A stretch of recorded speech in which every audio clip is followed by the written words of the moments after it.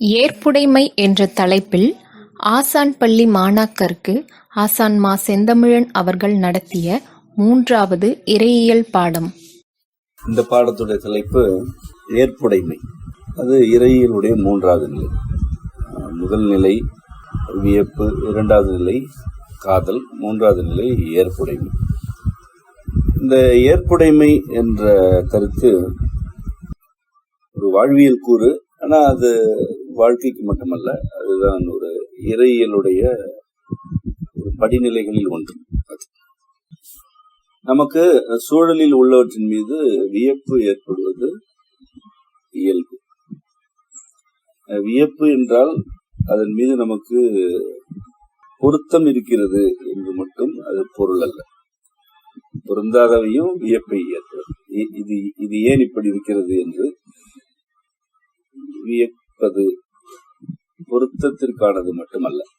அதுதான் இந்த 3வது நிலையுடைய அடிப்படையான பாடம். பொருந்தாதவற்றின் மீதும் வியப்பு ஏற்படும். ஏனென்றால் வியப்பு என்பது ஏற்கனவே எது இருக்கிறதோ அல்லது எது இறைவனால் வழங்கப்படுகிறதோ அதன் மீதான உணர்ச்சி நிலைகளில் ஒன்று. வழங்கப்படுபவை யாவுமே பொருத்தமானவைதான் என்று பார்க்க கூடாது. இது முதல் நிலைக்கு பொருந்தாது. முதல் நிலை பொருத்தமானவற்றை தான் வியக்கும். அதனால்தான் அது முதல் நிலை. அதன் மீது காதல் கொள்வது 2வது நிலை. ஆனால் இது 3வது நிலை என்பதனால் சற்று ஆழமான பொருள் கொண்டது. எதனை நீ வியக்கிறாயோ அது உனக்கு பொருத்தமானதாக மட்டும் இருக்க வேண்டும் என்று கருதக்கூடாது. நான் அறிந்தவரை மிக பெரும்பகுதியினர் இந்த 3வது நிலையிலிருந்து வெளியேறிவிடுவார்கள். இறையியல் பயணமே வேண்டாம் என்று வெளியேறிவிடுவார்கள். ஏனென்றால் இது பொருத்தமின்மையை பற்றி பல கருத்துக்களை வைத்திருக்கிறது. இறைவன் ஒவ்வொரு மனிதருக்கும் பொருத்தமாக மட்டும்தான் இருக்க வேண்டும் என்று கருதினால் அவனால் இறைவனாக இருக்க முடியாது.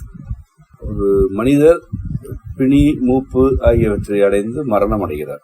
அந்த மனிதர் இப்பொழுது நான் இன்னும் வாழ வேண்டும் என்று கேட்டுக்கொண்டே இருக்கிறார். மரணமோ மூப்போ பிணியோ அவருக்கு பொருத்தமற்றவை. அவரை பொறுத்தவரை இன்னும் வாழ வேண்டும் என்று ஒருவர் கேட்டுக்கொண்டே இருக்கிறார். அது வழங்கப்பட்டு கொண்டே இருக்கிறது என்றால் அவ்வாறு வழங்குபவன் இறைவன் அல்ல. மரணம் என்பது ஒழுங்கு, பிணி, மூப்பு ஆகியன ஒழுங்குகள். ஆகியவை உனக்கு பொருத்தம் இல்லை என்றாலும் ஒழுங்குகள் நிலைநாட்டப்படும் என்பவன் தான் இறைவன். இவ்வாறு எனக்கு பிணி, மூப்பு, மரணம் வேண்டாம் என்று கேட்கும் ஒருவர், ஒரு நெல்லுக்கு மரணம் ஏற்படுகிறதே, அது விதையாக பெருக வேண்டிய ஒரு பொருளாயிற்றே, அதற்கும் உயிர் உண்டே என்று உணவு உண்ணாமல் இருக்க போவதில்லை, நீர் பருகாமல் இருக்க போவதில்லை, பிற உயிரினங்களை உணவாக்காமல் இருக்க போவதில்லை. இவருடைய பொருத்தப்பாடு என்பது அவர் நலம் சார்ந்தது மட்டுமே. இறைவனுக்கு இவரும் வேண்டும், பிறவும் வேண்டும். அதுதான் இறைவனுடைய நிலை. ஆகவே பொருத்தமற்றவை என்ற பாகுபாடுகளுக்கு என்று ஒரு கோடு இருக்கிறது. அந்த கோடு இந்த 2ஆம் நிலையை கடந்த பிறகு முடிய தொடங்குகிறது. 3ஆம் நிலையில் அது முடிந்து போகிறது. இந்த நிலையில் 2க்கும் இடையில் ஒரு ஒருங்கு இருக்கிறது. ஒருங்கு என்றால் வெவ்வேறு தனித்தன்மைகள் கொண்ட பல கூறுகள் ஒரு கட்டமைவாக மாற்றம் பெறும் நிலை. அதான் ஒருங்கிணைப்பு என்று கூறுகிறோம். பல்வேறு மனிதர்களை, அவர்களுடைய திறன்களை இணைத்தல், ஒருங்கிணைத்தல். அவ்வாறு ஒருங்கு இருக்கிறது என்றால் ஒன்றே ஒன்று இருக்கிறது என்று பொருள் அல்ல. பலவற்றின் ஒரு கற்றையாக இருக்கிறது, ஆனால் ஒரு வடிவத்தில் இருக்கிறது என்றுதான். இந்த 3ஆம் நிலை என்பது ஒருங்கினை வலியுறுத்துகிறது. இந்த ஒருங்கு எவற்றுக்கு இடையிலானது என்றால் பொருத்தமின்மை, பிடித்தது பிடிக்காதது, வேண்டியது வேண்டாதது, சரி தவறு, பாவம் புண்ணியம் ஆகிய எல்லா இருமைகளையும் இது ஒரு ஒருங்காக்குகிறது. அது 3ஆம் நிலை. இவற்றையெல்லாம் சுருக்கமாக செறிவாக முன்வைக்கும் சொல்தான் ஏற்புடைமை. நீ வெவ்வேறு கூறுகளாக யாவற்றையும் பார்ப்பதனை குறைத்து கொண்டு ஒரு ஒழுங்கிற்குள் வா. அவ்வாறு வருகையில் நீ இவற்றை ஏற்கிறாய். என்ன இருக்கிறதோ அதனை ஏற்கிறாய் என்பதா ஏற்புடைமை. வெளிப்படுவன யாவும் அருள் வழங்கல்கள், மறைவன யாவும் கரப்பென்றாகும் என்பது இதற்குரிய மறைமொழி. வெளிப்படுவன யாவும் அருள் வழங்கல்கள் என்பது முதல் வரி. அதாவது எவையெல்லாம் வெளிப்பாடு அடைகின்றனவோ அவை எல்லாமே இறைவனுடைய அருள் வழங்கல்கள். உனக்கு எது வியப்பு தருகிறதோ அல்லது நீ எதன் மீது காதல் கொள்கிறாயோ அது உனக்கு வெளிப்பட்டது. அது வெளிப்பட்டதனால்தான் வியந்தாய், அதனால்தான் அதன் மீது உனக்கு காதல். இவையெல்லாம் உனக்கு வழங்கப்பட்டது, உனக்கு வழங்கப்பட்ட அருள். இவ்வாறு வழங்கப்பட்டவை உன்னிடம் வந்து அடைகையில் அல்லது அவற்றை நீ சென்று அடைகையில் உனக்கு ஒரு மகிழ்ச்சி இருக்கிறது, ஒரு பரவசம் இருக்கிறது, ஏதோ ஒரு உணர்ச்சி இருக்கிறது. இந்த உணர்ச்சிகள் மட்டுமே இல்லை, பிறவும் உள என்பதுதான் இந்த மறைமொழி முன்வைக்கும் கருத்து. அதாவது வெளிப்படுவனையாவும் அருள் வழங்கல்கள். உனக்கு ஒன்றன் மீது வியப்பு எழுந்தது, அதன் பிறகு அது காதலாகியது, அது உனக்கு கிட்டியது. இவ்வாறு கிடைத்த பின்னர் உனக்கு பொருந்தாத சில தன்மைகளும் அல்லது பிடிக்காத தன்மைகளும் எது உனக்கு கிட்டியதோ அதில் இருக்கும், இருந்தே தீரும். உனக்கு பிடித்த வகையில் அல்லது பொருத்தமான வகையில் மட்டும் இங்கு எதுவுமே இல்லை, அப்படி ஒன்று கூட இல்லை. இதனை அருள் வழங்கல்களில் ஒன்று என்றுதான் நீ எடுத்துக்கொள்ள வேண்டும். உனக்கு வழங்கப்பட்டது பொருத்தமானது எனும் போது அது அருள் என கருதுகிறாய். அதில் உள்ள பொருத்தமின்மையும் அருள் வழங்கலே. ஏனென்றால் வெளிப்படுவன யாவும் அருள் வழங்கல். இவையெல்லாம் வெளிப்பட்டனவோ அவை யாவுமே அருள் வழங்கல். எது வெளிப்படுகிறது? பொருத்தமானது. மேலும் எது வெளிப்படுகிறது? பொருத்தமற்றது. இந்த இரண்டும் இயைந்துதான் இருக்கும். அவ்வாறு உனக்கு ஆகாதவை எனக்கு எதனை கருதுகிறாயோ அவையுமே அருள் வழங்கல்களே என்பதுதான் கருத்து. வெளிப்பாடுகள் யாவும் அருள் வழங்கல், மறைவன யாவும் கரப்பவையாகும். கரத்தல் என்றால் இறைவனுடைய தொழில்களில் ஒன்று மறைத்தல் தொழில். இறைவன் பலவற்றை மறைக்கிறான். அவனே மறைந்திருக்கிறான். அவன் பலவற்றை மறைவாக கொண்டிருக்கிறான். நீ எதனை வெளிப்படுகிறதோ, எது வெளிப்படுகிறதோ அதனை நீ காண்கிறாய். வெளிப்படாதவை இருக்கும். வெளிப்படாதவை உள்ள நிலையில் தான் இறைவன் மிகுதியாக இருக்கிறான். வெளிப்படா தன்மையில் தான் இறைவன் மிகுதியாக இருக்கிறான். அவ்வாறு ஒவ்வொன்றாக வெளிப்படுகையில் உனக்கு மீண்டும் முதல் நிலை வியப்பு ஏற்படுகிறது. ஒன்றை நீ அடைந்த பிறகும் உனக்கு முதல் நிலை ஏற்படும். வியக்கிறாய். அது உனக்கு பொருத்தமானது என்று வியக்கிறாய். பொருந்தாதவை வரும் பொழுதும் நீ வியக்கிறாய். நான் இப்படி கருதவில்லையே, இப்படி நினைக்கவில்லையே என்கிறாய். அந்த இரண்டையும் நீ ஒரு ஒருங்காக்கு. இரண்டும் வேறு வேறு என்று பகுக்காதே என்பதுதான் இந்த மூன்றாவது நிலையுடைய சாரமான கருத்து. வெளிப்படுவனையாவும் அருள் வழங்கல்கள், மறைபவையாவும் கரத்தல் என்றாகும். இவற்றின் புணர்ச்சியே ஏற்புடைமை என்க. ஏற்புடைமை என்பது என்ன? வெளிப்படுபவை மற்றும் மறைவாக இருப்பவை, இந்த இரண்டின் புணர்ச்சி. இந்த இரண்டின் புணர்ச்சியே ஏற்புடைமை. இந்த இரண்டும் ஒருவேளை புணர்ச்சி கொண்டால் அதுதான் உன்னுடைய ஏற்புடைமை. இந்த இரண்டையும் நீ ஒரு புணர்ச்சியாக உள்வாங்குகிறாயா? நேர் எதிர், இந்த இரண்டு தான் புணர்ச்சி கொள்ளும். நேர் மட்டுமே புணர்ச்சி கொள்ளாது, எதிர் மட்டுமே புணர்ச்சி கொள்ளாது. புணர்ச்சி இல்லை என்றால் எந்த விளைவுமே இல்லை, ஒரு அணு கூட இல்லை. புணர்ச்சி தான் யாவற்றுக்கும் அடிப்படையானது. ஆகவே நீ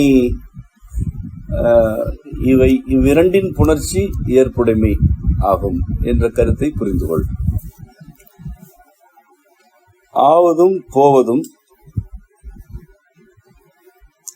ஒருங்கே கொள்வாய். ஆவன என்றால் உனக்கு ஆவன, அது ஆக்கம் பெறுபவை, உனக்கு பொருந்துபவை, அவையெல்லாம் ஆவன.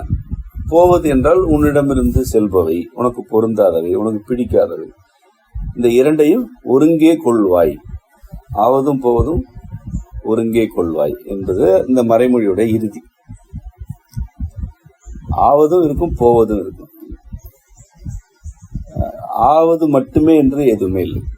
உணவு சமைக்கும் போது கூட அந்த உணவில் உள்ள பல்வேறு கூறுகள், சத்துகள், சுவைகள் போகின்றன, வெளியே போகின்றன, ஆவியாக போகின்றன, வெப்பமாக போகின்றன, நீராக வடிக்கப்படுகின்றன. அவையெல்லாம் போனால்தான் உணவு என்ற ஒன்று ஆகும். அதுதான் உணவு ஆவது. இந்த ஆக்கத்திற்கு முன்பு எவ்வளவு போகின்றது, எவ்வளவு பொருட்கள் போகின்றன, எவ்வளவு கூறுகள் போகின்றன. அப்படி எதுவுமே போகவில்லை என்றால் அது உணவல்ல. அப்படி எதுவுமே இல்லை. ஆவதும் போவதும் ஒருங்கே கொள்க. இதுதான் ஏற்புடைமையுடைய எளிமையான சான்று. உங்களுக்கு ஒன்றின் மீது வியப்பு ஏற்படுகிறது, அதன் மீது காதல் கொள்கிறீர்கள், அது உங்களுக்கு வழங்கப்படுகிறது. அவ்வாறு வழங்கப்பட்ட பிறகு அதில் உள்ள எல்லா கூறுகளையும் நீங்கள் ஒருங்கே கொள்ள வேண்டும். அதுதான் ஏற்புடைமை. அப்படி ஏற்றுக்கொள்கிறாயா?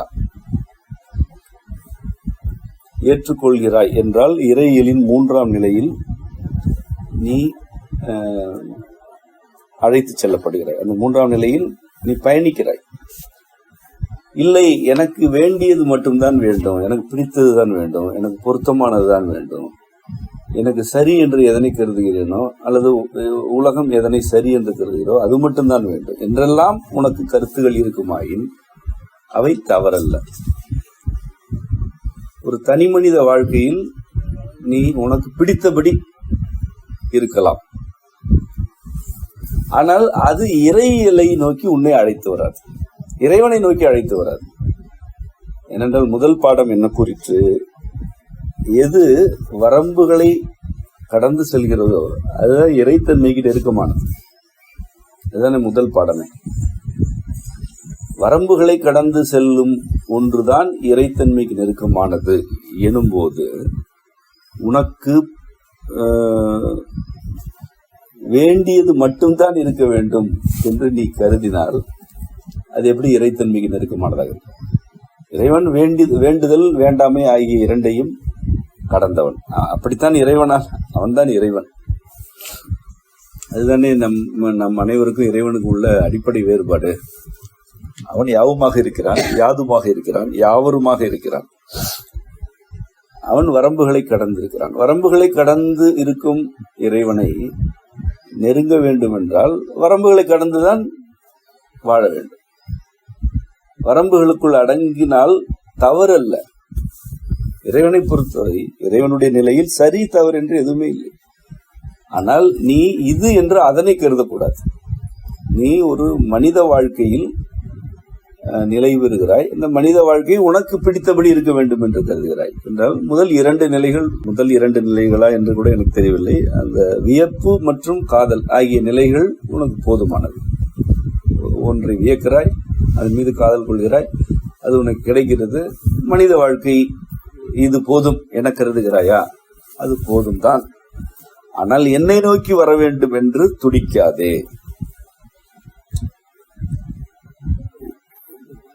என்னை நோக்கி வர வேண்டும் என்றால் உனக்கு ஏற்புடைமை வேண்டும் என்பதுதான் இறைவனுடைய ஒரு வழிகாட்டு. இது பொருந்தாதவற்றையெல்லாம் ஒரு மனிதர் சுமக்க வேண்டிய அவலத்தை கூறும் கருத்தல்ல. நீ பொருந்தாதவற்றை சுமந்து கொண்டே இரு என்று இறைவன் கூறவில்லை. அப்படியே அவன் எந்த உயிரினத்துக்குமே கூறுவதில்லை. மாறாக நீ இந்த இருமைகளை ஒருங்கே புரிந்து கொள். இருமைகள் தாம் இயல்பானவை என்பதை புரிந்து கொள் என்ற இறைவனுடைய அழைப்பு. பொருத்தமானவற்றில் தான் வாழ இயலும். பொருத்தமான காற்றை இறைவன் வழங்குகிறான். இதே சூழலில் எவ்வளவோ தாவரங்கள் இருக்கின்றன. காற்று பொதுவானதுதான். காற்று ஒரு இலைக்குள் சென்று வெளியே வரும் பொழுது அது மனிதர் உள்ளிட்ட பல உயிரினங்களுக்கான காற்றாக மாற்றமடைகிறது. ஒரு தாவரம் எப்படி காற்றை உள்ளிழுக்கிறதோ அப்படி நாம் உள்ளிழுக்கவில்லை. நம்முடைய உடல் காற்றை வேறு வகையில், இந்த உடலுக்கு பொருத்தமான வகையில் உள்வாங்குகிறது. காற்று பொதுவானது, ஆனால் அதனை உள்வாங்கும் உடல்கள் வேறு வேறானவை. இப்படி ஒரு செடிக்கும் ஒரு புழுவுக்கும் அந்த புழுவில் இருக்கும் நுண்ணுடலிகளுக்கும் வேறு வேறு உள்வாங்கும் திறனை படைத்தவன் இறைவன். அந்த செடியின் அருகே அமர்ந்து கொண்டிருக்கும் நமக்கு வேறு உள்வாங்கும் திறன் இறைவனால் வழங்கப்பட்டிருக்கிறது. பொதுவான ஒன்று ஒவ்வொரு உடலின் உள்ளும் சென்று வெளியேறும் போது தனித்தன்மைகளை வழங்குகிறது என்பது எவ்வளவு பெரிய வியப்பு. மழை நீர் உங்கள் உடலில் படும்போது உடல் எவ்வாறு உள்வாங்குகிறதோ அதனை போலவே ஒரு மாட்டின் மீது படும் பொழுது அந்த உடல் உள்வாங்குதல். மாட்டின் உடல் வேறு வகையில் உள்வாங்குகிறது, உங்கள் உடல் வேறு வகையில் உள்வாங்குகிறது. உங்களால் சில மணித்துளிகள் தான் மழையில் நனைய இயலும். மாடுகள் நாள் கணக்கில் அல்லது வாரக்கணக்கில் கூட மழையில் நிற்கும். அந்த உடல் அதே மழை நீர் ஒரு மாட்டின் உடலுக்குள் சென்று வெளியேறுகையில் என்ன செய்கிறதோ அதனை மனித உடலில் செய்வதில்லை. இவ்வளவு தனித்தன்மைகளை அவன் படைத்திருக்கிறான். இதில் இந்த மழை எனக்கு பொருத்தமானது அல்லது பொருத்தமற்றது என்று நீ கருதுகிறாய். எப்படி கருதுகிறாய்?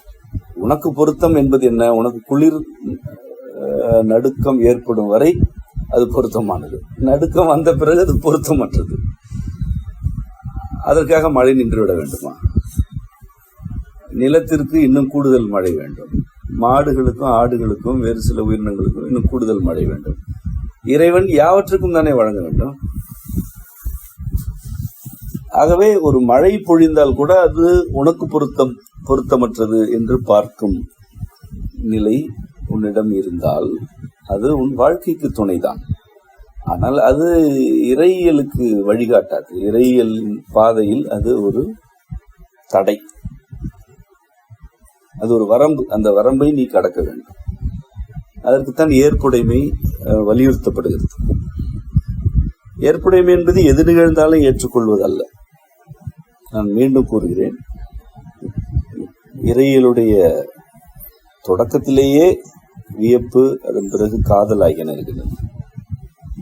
துயரம் நிகழ்ந்தாலும் ஏற்றுக்கொண்டே இருக்க வேண்டும் என்பதல்ல கருத்து. அப்படி துயரத்தை இடையறாமல் வழங்குபவன் அல்ல இறைவன். நீ வியக்க வேண்டும், காதல் கொள்ள வேண்டும். அடுத்ததாக அதனை நோக்கிய வேட்டல் வேண்டும், விருப்பம் வேண்டும். ஏற்புடைமைக்கு உள்ளேதான் ஒரு கருவாக விருப்பம் இருக்கிறது. நிறைய கருத்துக்களை விருப்பம் என்ற தலைப்பில் நான் உங்களுக்கு பாடமாக நடத்துகிறேன். நூல்கள் இருக்கின்றன. இது உங்களுக்கு புதியதா பாடமாக இருக்கும். விருப்பத்தின் உடலாக இருப்பது, விருப்பம் என்பது ஒரு கரு, அதன் உடலாக இருப்பது ஏற்புடைமை தான். விருப்பம் என்பது உனக்கு பிடித்தவற்றை நீ கேட்பது அல்ல. பலர் அப்படித்தான் நான் விருப்பத்தில் இருக்கிறேன் அல்லது விரும்புகிறேன் என்கிறார்கள். உனக்கு பிடித்தவற்றை நீ வேண்டினால் அது விருப்பம் அல்ல. உனக்கு பொருத்தமானவற்றை மட்டுமே நாடுகிறாய் என்றால் அதுவும் விருப்பம் அல்ல. அது ஒரு தொடக்கம். காதல் என்பது ஒரு தொடக்கம், எல்லாவற்றுக்குமே ஒரு தொடக்கம். நீ எதனை காதலிக்கிறாயோ அது உன்னிடம் வந்து அடைகையில் நீ எந்த உணர்ச்சியில் அதனை காதலித்தாயோ அந்த உணர்ச்சியை மட்டுமே அது வழங்கி கொண்டிருக்க வேண்டும் தொடர்ந்து என்று எதிர்பார்த்தால் அது விருப்பம் அல்ல, அது ஒரு பற்று. அப்படி எதுவுமே வழங்காது, ஒன்று கூட அப்படி வழங்காது. ஒரு பொருளும் வழங்காது, ஒரு மனிதனும் வழங்க மாட்டார். உனக்கு மிகவும் விருப்பமான பிடித்தமான ஒரு பழத்தை நீ உண்ணும் போது கூட அது ஒரு குறிப்பிட்ட வரம்பிற்கு பிறகு திகட்டத்தான் தொடங்கும். அது உடலில் இருந்து வெளியேறத்தான் துடிக்கும். மிகுதியாக உடலில் சேர்க்கை கொள்ளும் எதுவும் உடலில் இருந்து வெளியேற துடிக்கும். நீ மறுத்தால் அது குடலை அறுத்து கொண்டு வெளியேறும். உன்னை சிதைத்து விட்டு அது வெளியேறும், அல்லது உன்னை பிளந்து வெளியேறும். ஒரு வரம்பற்று உனக்கு பிடித்தம் இருந்தால், ஒன்று மீது இருந்தால் அது உன்னை சிதைக்கும். ஏனென்றால் உனக்கு பிடித்தமானது என்று மட்டும் இங்கு ஒன்று கூட படைக்கப்படவில்லை. ஒன்று உனக்கு பிடித்திருக்கிறது என்றால் அதன் ஆழத்தில் அல்லது அடுத்தடுத்த அடுக்குகளில் உனக்கு பிடிக்காத தன்மை அதில் இருக்கிறது. உனக்கு பிடித்த தன்மை மட்டுமே முழுமையாக இருக்க வேண்டும் என்று நீ கற்பனை செய்கிறாய். அதனால் இறையியலில் மட்டுமல்ல, ஒரு வாழ்க்கையில் கூட உன்னால் மகிழ்ச்சியாகவோ அல்லது குறைந்த அளவு நிம்மதியாக கூட இருக்க இயலவில்லை. இங்குதான் விருப்பம் என்ற கருத்து நிலைநாட்டப்படுகிறது. விருப்பம் என்பது உனக்கு என்ன வேண்டுமோ அதை கேள் என்று எளிமையான ஒரு வழிகாட்டலை கூறுகிறது. இது எனக்கு வேண்டும் என்று நீ கேட்கிறாய், கேட்டுக்கொண்டே இருக்கிறாய், அதில் நிலை பெறுகிறாய், அது உனக்கு வழங்கப்படுகிறது. நீ எப்பொழுது கேட்க தொடங்குகிறாயோ அப்பொழுதே அது வழங்கப்படவும் தொடங்குகிறது. அதன் வெளிப்பாடு ஏதோ ஒரு கால சூழலில் அமைகிறது. வெளிப்படுவனையாகவும் அருள் வழங்குகிறது. நீ வேண்டும் பொழுதே அது வழங்கப்பட்டு விடுகிறது. கால இடைவெளியே அங்கு இல்லை. நீ வேண்டும் பொழுதே அங்கு நிகழத் தொடங்கி விடுகிறது. இன்று காலை கூட கூறினேன், நம்முடைய குளியல் தொட்டி, அந்த குளத்தருகே உள்ள குளியல் தொட்டி, நத்தை குஞ்சுகள் குஞ்சு பொறித்து விட்டன. தொட்டி முழுவதும் அப்படின்னு நான் கூட பார்த்து கூறினேன், மழை வரப்போகிறது, அது ஒரு மழையாக இருக்காது, சில நாட்களுக்கு மழை நீடிக்கப் போகிறது என்று. இந்த நத்தை குஞ்சு என்பது ஒரு வெளிப்பாடு. என்னை பொறுத்தவரை எனக்கு அதன் மீது உள்ள வியப்பு, இந்த சூழல், இறைவனுடைய படைப்புகள் மீது எனக்கு இருக்கும் காதல் ஆகியவற்றினால் அந்த வெளிப்பாடுகள் எனக்கு காட்டப்படுகின்றன. அது எல்லோருடைய கண்களுக்கு தெரிந்தாலும் அது வியப்பும் காதலும் கொண்டவர்களுக்கு அவை காட்டப்படுகின்றன, விளக்கப்படுகின்றன. அந்த விளக்கம் கிடைக்க வேண்டும் அல்லவா? அந்த விளக்கம் கிடைக்கிறது. இந்த நத்தை குஞ்சு தொட்டியில் அப்பி கிடக்கிறது என்றால் அது வளர்ச்சியடைந்து வாழ்ந்து ஒரு முறையாவது இனப்பெருக்கம் செய்யும் வரைக்கும் நீர் இருக்க வேண்டும். இல்லைன்றால் அது பிறக்காது, அந்த குஞ்சுகள் பொரிக்காது. என்றால் இந்த நத்தை குஞ்சு பொரிப்பதற்கான சூழல் எப்பொழுது எழுகிறதோ அப்பொழுதே மேகம் இங்கு நகரத் தொடங்கிவிட்டது என்றுதான் பொருள். விருப்பத்திற்கும் வழங்கலுக்கு இடையில் காலம் இல்லை, கால இடைவெளியே கிடையாது. நீ எப்பொழுது விரும்புகிறாயோ அப்பொழுதே அது உனக்கு வழங்கப்படுகிறது. அது வெளிப்பாடு அடைவதற்கு ஒரு காலம் தேவைப்படுகிறது. செம்மை வண்ணத்தில் மழை பொழிய வேண்டும் என்ற விருப்பம் அந்த நத்தைக்கு இருந்திருக்கிறது. இங்குள்ள பல தாவரங்களுக்கு இருந்திருக்கு, இங்குள்ள மனிதர்களுக்கும் உண்டு. எப்பொழுது நீ விரும்புகிறாயோ அப்பொழுதே அது வழங்கப்படுகிறது. அப்பொழுதே இந்த மழைக்கான சூழல் அமைத்து அருளப்பட்டு விட்டது. அது நிகழ்வதற்கு ஒரு காலம் வேண்டும். இந்த நிகழும் காலம் ஒரு இடைவெளி. இந்த இடைவெளி உனக்கு என்ன உணர்ச்சிகளை தந்தது? இது ஏன் இன்னும் மழை வரவில்லை என்று ஏங்குகிறாயா? நான் கேட்டும் மழை வரவில்லை என்று கோபப்படுகிறாயா? அல்லது இனி வந்தால் என்ன, வரவில்லை என்றால் என்ன என கருதுகிறாயா? நீ என்ன வேண்டுமானாலும் கருதலாம். நீ கேட்ட பிறகு அது வரும். அது வரும் வரை நீ என்னவாகவெல்லாம் அதனை கருதுகிறாய் என்பதில் இருக்கிறது உன்னுடைய ஏற்புடைமை. நான் கேட்டவுடனே கிடைக்க வேண்டும் என்கிறாயா? அவ்வாறு சில பொழுதுகளில் உனக்கு கேட்டவுடனே வழங்கப்படும். சில பொழுதுகளில் அதற்கான காலம் கூடுதலாகும், சில பொழுதுகளில் மிக கூடுதலாகும். சில வேண்டுதல்களுக்கான காலம் சில பல ஆண்டுகளை கடந்து நீடிக்கும். அதன் பிறகுதான் அது வழங்கப்படும். எவ்வாறாயினும் நீ விருப்பத்தில் நிலையாக இருக்கிறாயா? இந்த இடைவெளி காலத்தில் நீ அசையாமல் இருக்கிறாயா? இருமைகளை எல்லாம் பொருட்படுத்தாமல் இருக்கிறாயா என்பதில் இருக்கிறது இறையியலுடைய ஒரு படிநிலை. நீ எதனை வழங்குகிறாயோ அதனை நான் ஏற்கிறேன் இது துயரம்தான், ஆயினும் ஏற்கிறேன், இது தவிப்புதான், ஏற்கிறேன் என்று இருக்கிறாயா? உண்மையாகவே இருக்கிறாயா அல்லது சகித்துக் கொள்கிறாயா? அதை இறைவன் அறிவான். உண்மையாகவே ஏற்கிறாய் என்றால் நீ வரம்புகளை கடக்கிறாய். உனக்கு என்ன வேண்டுமோ அதுதான் வேண்டும் என்ற ஒரு கோடு இருந்ததல்லவா, அதனை நீ கடக்கிறாய். காலத்தில் இப்பொழுது நீ நிலை பெறுகிறாய், பொறுத்திருக்கிறாய், காத்திருக்கிறாய், விருப்பத்தோடு இருக்கிறாய். உனக்கு பொருத்தமான வகையில்தான் அது இருக்க வேண்டும் என்ற செருக்கு உன்னிடம் தளர்ந்து போகிறதா? தளர்ந்து போனால் நீ விருப்பத்தில் இன்னும் ஆழம் பெறுகிறாய். ஏனென்றால் உனக்கு என்ன தெரியும்? நீ ஒன்றை விரும்புகிறாய், எதனை விரும்புகிறாயோ அது இப்படி மட்டும்தான் இருக்க வேண்டும் என்று வரம்பு கட்டும் அளவிற்கு உனக்கு இந்த அண்டம் தெரியுமா? அதன் ஒழுங்குகள் தெரியுமா? அல்லது அவற்றை பற்றி உனக்கு அக்கறை இருக்கிறதா? ஒரு மழை வர வேண்டும் என்றால் கூட அந்த மழை வந்த பிறகு எவையெல்லாம் இனப்பெருக்கம் செய்யும், அந்த இனப்பெருக்கம் செய்வனவற்றுக்கு எவ்வளவு காலம் வேண்டும், அவற்றுடைய உடல் வளர்வதற்கு என்னென்ன உணவு வேண்டும், சத்து வேண்டும் என்று இவ்வளவு ஒழுங்குகளுக்கு உட்பட்டுத்தான் ஒரு மழை பொழிகிறது. எதுவுமே தற்செயலாகவோ விபத்தாகவோ நிகழ்வதில்லை. ஒரு இலை துளிர்ப்பதற்கும் ஒரு ஆடு ஒரு குட்டியை ஈணுவதற்கும் நேரடியாகவே உறவு இருக்கிறது. ஒரு புல் துளிர்ப்பதற்கும் அந்த காட்டில் வாழும் முயல்களுடைய இனப்பெருக்கத்துக்கு நேரடியாக உறவு இருக்கிறது. இப்படி கோடானு கோடி உயிரின கூட்டங்களுக்கு இடையில் உறவை அமைத்துக் கொடுப்பவன் இறைவன்.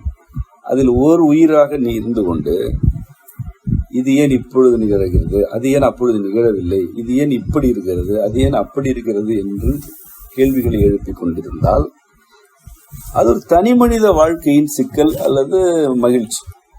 அது இறையியல் ஆகாது. இறையியல் வரம்புகளை கடந்து உன்னை அழைக்கிறது. வரம்புகளை பொருட்படுத்தாதீர் என்று அழைக்கிறது. அதில் இன்றியமையாத வரம்பு உன்னுடைய இருமை, வேண்டும் வேண்டாம், பிடிக்கும் பிடிக்காது, பொருத்தம் பொருத்தமற்றது என்ற வரம்பு. பொருந்தினால்தான் வாழ முடியும் என்பதில் மாற்று கருத்தில்லை. ஆனால் பொருத்தம் மட்டுமே இருக்க வேண்டும் என்று கருதுவது பிழை. அது இறையியலில் ஒரு பெரும் பிழை. பொருந்தாதனவும் இருக்கும். சரி, இந்த பொருந்தாதனவற்றை நான் எப்படி உள்வாங்க வேண்டும், என்ன செய்ய வேண்டும்? பொருந்தாதன இருத்தல் ஏன்? பொருந்தாதன என்றால் என்ன? உனக்கு பொருந்தாதது, அவ்வளவுதான். யாருக்குமே பொருந்தாதது என்று ஒன்று இல்லை. எதற்குமே ஆகாதது என்று எதுவுமே.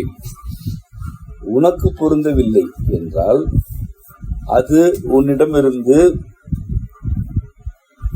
தன் தனித்தன்மைகளை கோருகிறது என்று பொருள். நான் மீண்டும் பழைய சான்றுக்கே வருகிறேன். ஒரு பழம் உனக்கு பிடித்திருக்கிறது, அதனை நீ உண்கிறாய், உடல் ஏற்கிறது. உண்கிறாய், உடல் ஏற்கிறது. மிகுதியாக உண்கிறாய், உடல் மறுக்கிறது. குமட்டல் ஏற்படுகிறது. அதை துப்ப வேண்டும் அல்லது வாந்தி எடுக்க வேண்டும். இது ஏன்? அந்த பழத்தின் கூறுகள் உன் உடலில் பொருந்திவிட்டன. பொருந்தாத கூறுகள் இருக்கின்றன அல்லவா, அவை தமக்கென்று உரித்தான களத்தை விரும்புகின்றன. என்னை விடு என்கின்றன. என்னால் எவ்வளவு இயலுமோ அவ்வளவு பொருந்தி விட்டேன், இதன் பிறகு இந்த உடலில் பொருந்த இயலாது, என்னை துப்பு, தரையில் நான் வாழ்கிறேன் என்று அவை கோருகின்றன. அதனால்தான் உடல் துப்புகிறது. அதே போல உடலும் தன் தனித்தன்மையை பேணுவதற்காக இதற்கு மேல் இது வேண்டாம் என்கிறது. எவ்வளவு ஒத்திசைவு! உடலும் மறுக்கிறது, அந்த பழத்தின் கூறுகளும் மறுக்கின்றன. ஆனால் நீ இந்த இரண்டு தான் வினையாற்றுவன. ஆனால் நீ உடலின் அறிவையும் புரிந்து கொள்ளாமல், அந்த பழத்தின் அறிவையும் புரிந்து கொள்ளாமல், எனக்கு ஏன் வாந்தி வருகிறது, என்னால் ஏன் இன்னும் இதனை உண்ண முடியவில்லை என கேட்கிறாய். ஒன்றின் தனித்தன்மை வெளிப்பட வேண்டும் என்றால் ஒரு வரம்பு கடந்த நிலையில் அது உன்னுடைய பொருத்தமற்றதாகத்தான் இருக்க வேண்டும். உனக்கு பொருத்தமானதாக மட்டுமே ஒன்று இருக்கிறது என்றால் அதற்கு தனித்தன்மையே இருக்காது. அப்படி ஏதாவது இருக்கிறதா? எல்லாமே உனக்கு எந்த அளவு இருந்தாலும் பொருத்தம், எப்படி இருந்தாலுமே பொருத்தம் என்று ஒன்று கூட இல்லை. ஆகவே இது பிடித்தது பிடிக்காதது, பொருத்தம் பொருத்தமற்றவை என்ற இருமைகளை பற்றி நீ சிந்திக்க வேண்டும். எல்லாவற்றுக்குமே ஒரு அளவு உண்டு, எல்லாவற்றுக்குமே ஒரு காலம் உண்டு, எல்லாவற்றுக்குமே சூழல் உண்டு, யாவற்றுக்குமே இந்த வரம்பு உண்டு. பொருள் என்றால் அல்லது ஒரு மனிதர் என்றால் வரம்பு உண்டு. அந்த வரம்புக்கு உட்பட்டு உனக்கு அது பொருந்தும், அவர் பொருந்துவார். வரம்புக்கு அப்பால் அவர் பொருந்த மாட்டார், நீயும் பொருந்த மாட்டாய். உடலும் பழமும் போல நீ நினைக்கிறாய் அந்த மனிதர் பொருந்தவில்லை, அதே போல நீயும் பொருந்தவில்லை. அதுதான் ஒத்திசைவு. அந்த ஒத்திசைவு இல்லை என்றால் பொருத்தமின்மையே கிடையாது. மிகையான சத்து உடலால் மறுக்கப்படுகிறது. அந்த சத்து உடலை ஏற்கவில்லை, உடல் சத்தினை ஏற்கவில்லை.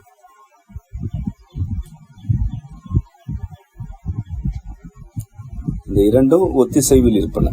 ஆகவே பொருத்தமின்மை என்பது உனக்கு மட்டுமல்ல, பிறருக்கும் பிறவற்றுக்குமானதுதான். அதனை பிறர் புரிந்து கொள்ளவில்லை என்றால் நீ புரிந்து கொள்ள வேண்டும்.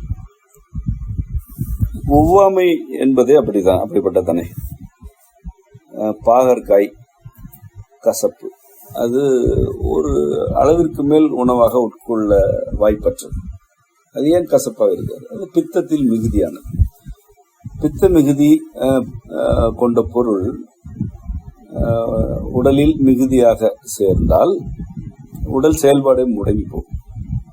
ஆகவே அது ஒரு உடலுக்கு உடல் மாறுபடுகிறது. ஒருவர் ஒரு கைப்பிடி பாகற்காயை உண்கிறார், அருகே இருப்பவர் ஒரு தேக்கரண்டி அளவு உண்கிறார், வேறொருவர் 2 கைப்பிடி உண்கிறார். அந்த இயல்பான உணவு பழக்கத்தில் இது இருந்தால் அவரவருடைய உடலில் உள்ள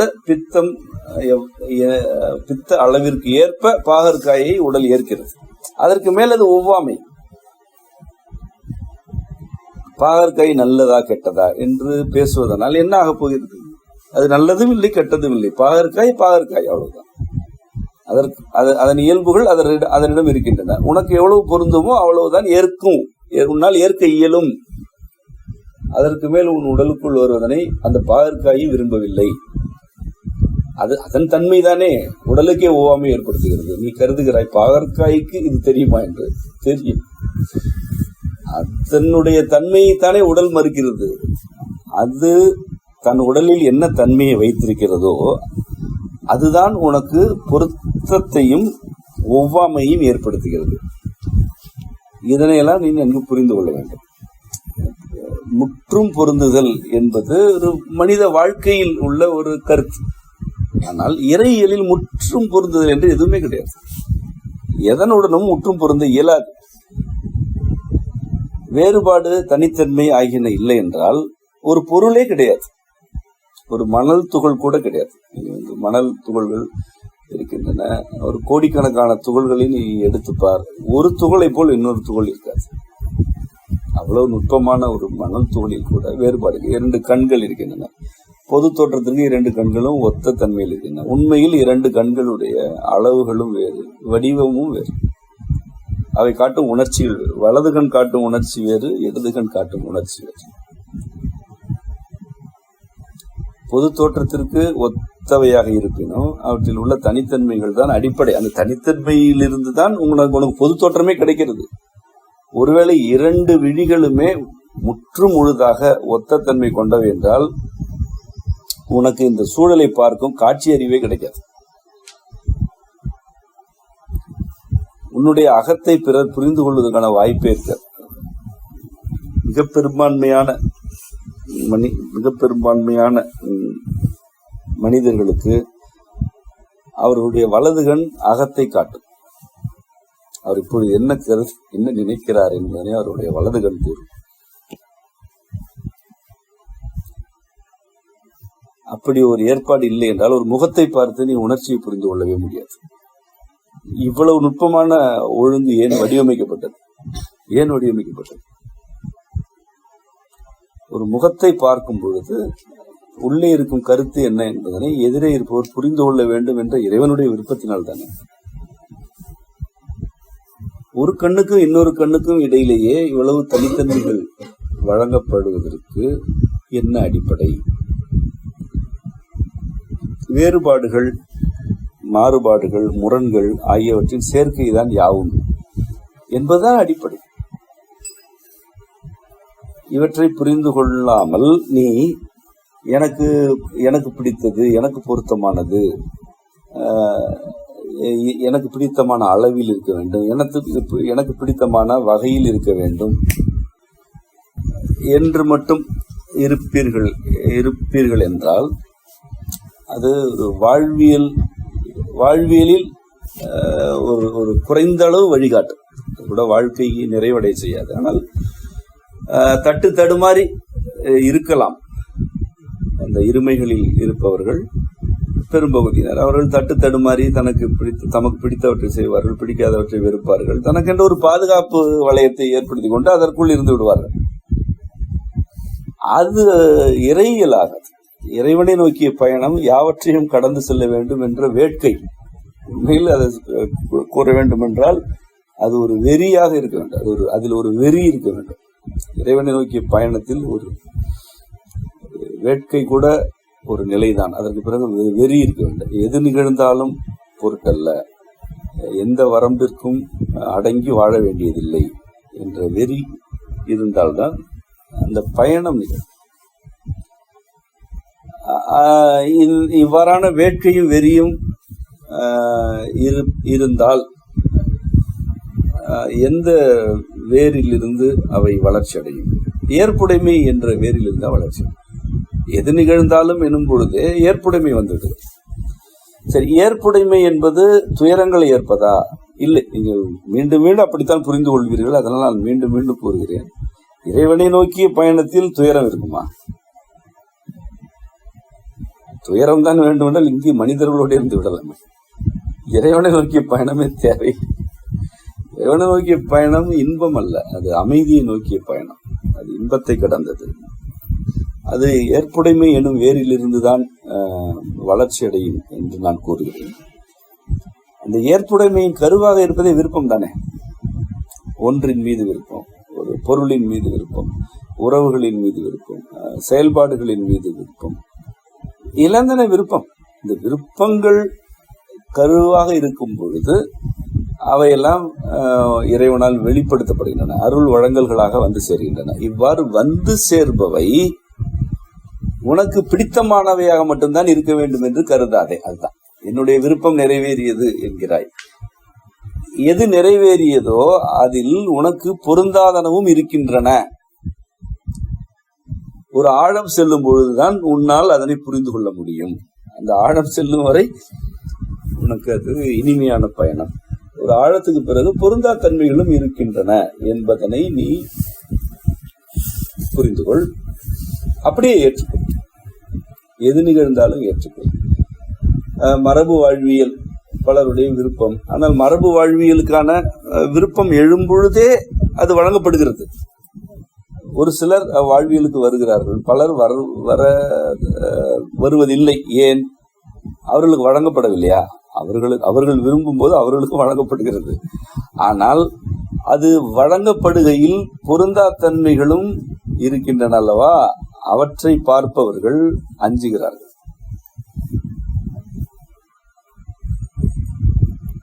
இதற்கு ஒரு எடுத்துக்காட்டு கூற வேண்டும் என்றால், ஊர் திரும்ப வேண்டும், மரபு வழியில் வேண்டும் என்று இருவர் விரும்புகிறார்கள்.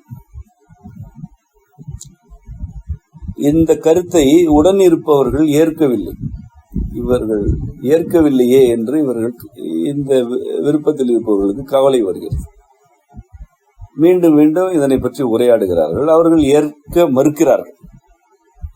இப்பொழுது இந்த விருப்பத்தை மேற்கொண்டவர்கள் இது என்ன இவ்வளவு பொருத்தமின்மை இருக்கிறது என்று அஞ்சத் தொடங்கினால், உனக்காக புறப்பட்ட மேகம் கலைந்து விடும். அது மழையாகாது, உன்னை நோக்கி வராது. நீ அதனை ஈர்க்கவில்லை. நீ அதனை எவ்வாறு ஈர்க்க வேண்டும் என்றால், எது நிகழ்ந்தாலும் நான் இங்கே இருக்கிறேன், நீ வா. எது நிகழ்ந்தாலும் நான் அசைய மாட்டேன், நீ என்னை வந்தடைய வேண்டும் என்று நீ இருந்தால் அது உன்னை வந்து அடையும், உன்னை நினைக்கும். நீதான் அழைத்தாய், அது புறப்படுகிறது. அதற்கு இடைப்பட்ட அது வந்து அடைவதற்குரிய காலத்தில் உனக்கு பல கவலைகளும் கலக்கங்களும் வந்துவிட்டன. இவர்கள் ஏற்பார்களா மாட்டார்களா, அவர்கள் எதிர்ப்பார்களா, அல்லது இடையூறுகள் வருமோ என்றெல்லாம் நீ கலங்குகிறாய் என்றால் அந்த மேகம் உன்னை நோக்கி வராது, அது கலைந்து விடும். உண்மையாகவே இவ்வாறு தான் நிகழ்கிறது. இதனால்தான் இதனைத்தான் வேறு வகையில் விருப்பத்தில் நிலைபெறுதல் என்று நாம் கூறுவோம். அன்பே ஆடாதிரு, அசையாதிரு, கலங்காதிரு, நிலைத்திரு என்று தோற்றுவாய் நூலில் கூறப்படுகிறது. அன்பே ஆடாதிரு, அசையாதிரு, கலங்காதிரு, நிலைத்திரு. எது நிகழ்ந்தாலும் ஆடாதே, அசையாதே, கலக்கம் அடையாதே, நிலையாக இரு. ஏன் கூறப்படுகிறது? வெளிப்படுவனையாவும் அருள் வழங்கல்கள், வெளிப்படுவனையாவும் அருள் வழங்கல்கள், மறைவன யாவும் கரப்பவையாகும். இந்த வெளிப்படுவன அருள் வழங்கல்கள் தான். ஆனால் மறைவன இருக்கின்றனவா, அது இறைவனுடைய மறைத்தல் தொழில், கரத்தல் தொழிலுக்குரிய. எவையெல்லாம் மறைக்கப்படுகின்றன? உன்னுடைய விருப்பத்திற்கான மாற்றங்கள் எப்படி நிகழ்கின்றன, யார் யாருடைய மனதில் நிகழ்கின்றன என்பவையெல்லாம் மறைக்கப்படுகின்றன. அதெல்லாம் மறைவாகத்தான் இருக்கு. நீ நினைத்து பார்க்காத மனங்களில் இருந்து உன் விருப்பங்களுக்கான மாற்றங்கள் இருக்கும். நீ நினைத்து பார்க்காத பகுதிகளில் இருக்கும். உனக்கு தெரியாது. உனக்கு என்ன தெரியும்? இன்று பொழிந்த மழைக்குரிய மேகம் எந்த ஊரில் இருந்து வந்தது என்று உனக்கு தெரியாது. அதனை உந்தி தள்ளிய காற்று எந்த கடலில் இருந்து வந்தது என்று உனக்கு தெரியாது. இன்று பொழிந்த மழை என்னென்ன விளைவுகளை ஏற்படுத்தி கொண்டிருக்கின்றது என்று தெரியாது. உனக்கு என்ன தெரியும்? எனக்கு மழை வேண்டும் என்று கேட்டேன், மழை வந்தது என்பது மட்டும் தெரியும். ஆனால் அது மட்டுமா நிகழ்ந்தது? இல்லை. ஒருவேளை இந்த மழை இடைவிடாமல் பொழிந்து 7-8 நாட்களுக்கு நீடித்தால் உனக்கு மழை மீது வெறுப்பு வரும். ஒருவேளை இன்று மழை வரவில்லை என்றால் நம்முடைய வேட்டல் பலிக்கவில்லையோ என்று கூட உனக்கு ஐயம் வரும். இது நிகழ்கிறது என்பதை நீ பார்க்கிறாய். அந்த வெளிப்பாடுகள் உனக்கு காட்டப்படுகின்றன. ஆனால் இது யார் யாருடைய மனதில் இருந்து நிகழ்கிறது, எத்தனை பேருடைய வேட்டலினால் நிகழ்கிறது, நீ வேண்டுவதற்கு பலருடைய வேட்டலே அடிப்படை என்பது கூட உனக்கு தெரியாது. நீ ஒன்றை வேண்டுகிறாய், அது உன்னுடைய வேண்டுதல் என்று தான் நீ கருதுவாய். ஆனால் அது பலருடைய வேண்டுதலாக இருக்கும். அதுதான் இயல்பு. நான் பொது மனமே மாற்றம் நிகழ்த்து என்று ஒரு உரை ஏற்கனவே ஆற்றியிருக்கிறேன். அந்த கருத்துக்களை இதனோடு பொருத்தி பார்த்தால் உங்களுக்கு புரியும். நான் ஊர் திரும்ப வேண்டும் என்று விரும்பினேன். நான் ஊர் திரும்ப வேண்டும் என்று நான் நினைத்தது என்னுடைய விருப்பமா என்று இன்று கேட்டால் நீங்களே மறுப்பீர்கள். உங்களை போன்ற பல ஆயிரம் பேருடைய விருப்பம், உங்களுடைய போன்ற பல ஆயிரம் பேருக்கு எழுந்த விருப்பத்தினை நான் உள்வாங்கினேன். அதை நானே உள்வாங்க இயலுமா? வாய்ப்பில்லை. எனக்கு என்ன தெரியும்? எனக்கு எதுவும் தெரியாது. இறைவனுடைய அருளால் அது இந்த உடலால் உள்வாங்கப்பட்டது. இன்று பலர் ஊர் திரும்புவதற்கான ஒரு வழிகாட்டியாக இருக்கிறேன் என்றால், ஊர் திரும்ப வேண்டும் என்ற என்னுடைய விருப்பமா? எனக்கு மட்டுமே ஆன விருப்பமா? இல்லை. ஆகவேதான் கூறுகிறேன், நீ எதனை விரும்புகிறாயோ அதனை நீ மட்டுமே விரும்பவில்லை. இது இங்கு இருப்பதே உயிர்களின் கூட்டமைவு தான். மழை வரப்போகிறது என்று நத்தைக்கு தெரிந்துவிட்டது. மழை வர வேண்டும் என்றுதான் நாம் கேட்டுக்கொண்டிருந்தோம். அது வருகிறது என்று ஒரு சின்னஞ்சிறிய உயிரினத்திற்கு தெரிகிறது. இங்கு யார் இறைவனுடன் நெருங்கிய உறவில் இருப்பவர்கள்? நத்தையா நாமா? நத்தை தான். பல தாவரங்களில் நேற்றே துளிர் அடித்து விட்டது, புது துளிர்கள் வந்துவிட்டன. மழை இன்றுதான் வந்தது. ஆனால் பல மரங்களில் உள்ள பல மரங்களில் புது இளந்துளிர்கள் நேற்றே வந்துவிட்டன. அந்த ஓரறிவு உயிரினம் மழை வருமா என்று கேட்கவில்லை, மழை வருகிறது என்று புரிந்து கொண்டது. இதுவரையிலான காலத்தை, இந்த அனல் காற்று வீசிய காலத்தை அது ஏற்றுக்கொண்டது. அது ஏற்புடைமையில் இருக்கிறது. அது இறைவனுக்கு நெருக்கமாக இருக்கிறது. நாம் தான் இந்த அனல் காற்று பற்றி வருந்துகிறோம். அவற்றுக்கு வருந்தும் அறிவு கூட கிடையாது. வழங்கினால் இருக்கிறேன், அழித்தால் போகிறேன், ஆவதும் போவதும் ஒருங்கே கொள்க என்று அவை இருக்கின்றன. ஆவன போவன ஆகியவற்றை ஒருங்கே கொள்ளுதல் என்பது ஏற்புடைமுடைய இலக்கண கருத்துகள். ஒருங்கு வேண்டும், அவற்றிலும் ஒருங்கு வேண்டும்.